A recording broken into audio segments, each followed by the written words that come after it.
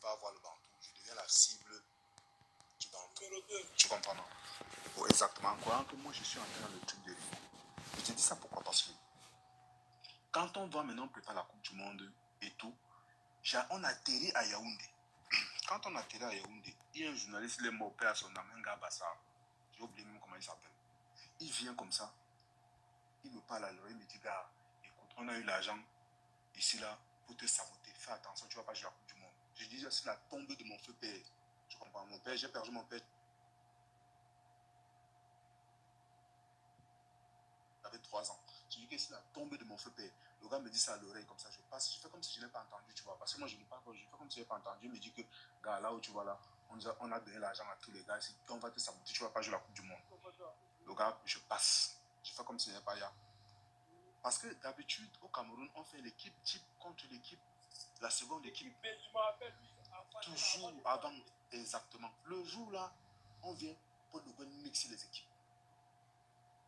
Parce que Paul Le Guen, il mixe les équipes et tout. D'accord. Moi, je le fais, moi, je suis confident. Hein. Je suis, ma confiance, je suis confiant. Ma confidence, pardon, ma confidence, elle est. Je suis confiant, c'est que je vais jouer. Voilà, voilà. Donc, ce qui se passe alors maintenant, on voyage en Afrique du Sud. Tu sais qu'on avait ceux qui me disent ça en Afrique du Sud qui ne veulent pas jouer encore. Le sergent. Comment? Oui.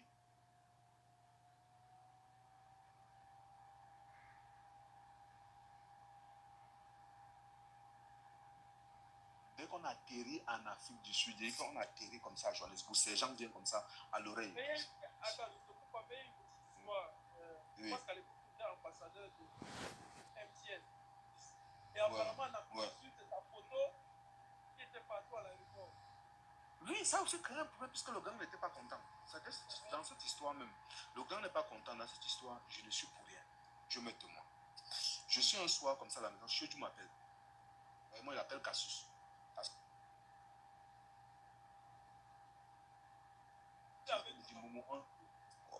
Il me dit, Momo, on te cherche et tout. Si je manque Cassius là, il y a un grand qui veut te parler là, tout ça là.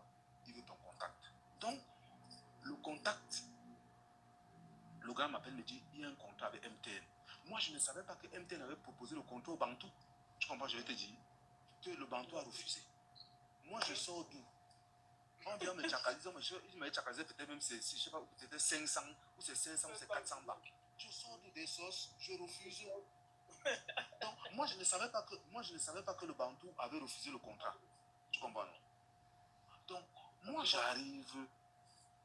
C'est Cassius qui me met en contact avec les gens. Tu vois, non? Donc, c'est comme cela que moi, je signe mon contrat avec MTN. Tu comprends? Je signe mon contrat avec MTN. Dès qu'on arrive en Afrique du Sud, ils avaient fait les posters géants. Dès que même si tu es aveugle, tu vas voir le visage du commissaire ce jour-là. Est-ce que moi, je savais qu'on avait mis tout ça là-bas? C'est ce que je dis. Est-ce que moi, je savais qu'on avait mis tout ça? À Yaoundé encore, il y avait à Yaoundé à l'époque là où les Chinois ont arrangé, il y avait un immeuble là. Les gens ont tapé encore tout au long comme ça, peut-être même 5 mètres, 6 mètres de hauteur. Ça parlait toute la ville. Muerte n'est pas possible. Donc, je sors des sauces, comme on dit à ça me barrait. Tu sais ce que je veux dire? Donc, moi, tout ça, c'est un bonus qu'on m'a donné. Tu comprends, non? Et je te dis bien que je ne savais pas que les gars avaient proposé le contrat au Bantou. Je dis que je n'ai jamais su. C'est après plus tard.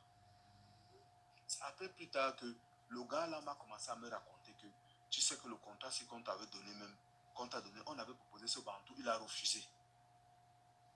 Ou il a refusé ou il n'a pas refusé. Moi, ce n'était plus mon histoire. Le basmati est venu tomber dans ma vie. Je vais faire comment? Voilà. Est-ce que c'est de ma faute? C'est ça. Tu vois ce que je veux dire? Donc, entre parenthèses, c'est ça. Exactement. Donc, moi, je ne savais pas. Moi, je ne savais pas, tu vois. Donc, ce qui fait que on part là, on fait ça, on arrive en Afrique du Sud et tout maintenant. Je marche, ces gens me disent que gars, là où tu vois là, tu ne vas pas jouer. Tu comprends, non? Il me dit que gars, tu ne vas pas jouer. On est en train de me demander que je vais jouer avec qui au milieu. Ces gens me disent, je ne t'ai rien dit. Tu vois, non? Dans le modèle, toujours. Oui, toujours. Oh, le Makaya. Il me dit, je ne t'ai rien dit. je t'ai rien dit, mon petit. Donc je passe comme ça. Ces gens me disent ça. Donc quand ces gens me disent ça, je dis, mais je veux voir l'histoire. Moi, je te dis toujours que moi, je savais que à mon poste, à l'équipe nationale, à cette époque, à mon poste là, moi, je savais que j'étais le meilleur dans mon rôle. Tu comprends? Donc quand ces gens me disent ça, je dis, mais de l'histoire, si le journaliste m'a dit ça au pays, Makaya m'a dit ça. Ça veut dire que l'histoire, quand même, c'est un peu fondé. Tu vois ce que je veux dire? Donc on arrive 2 jours avant le truc, on est en train de faire les équipes, tout ça. Ah, je te demande pas que la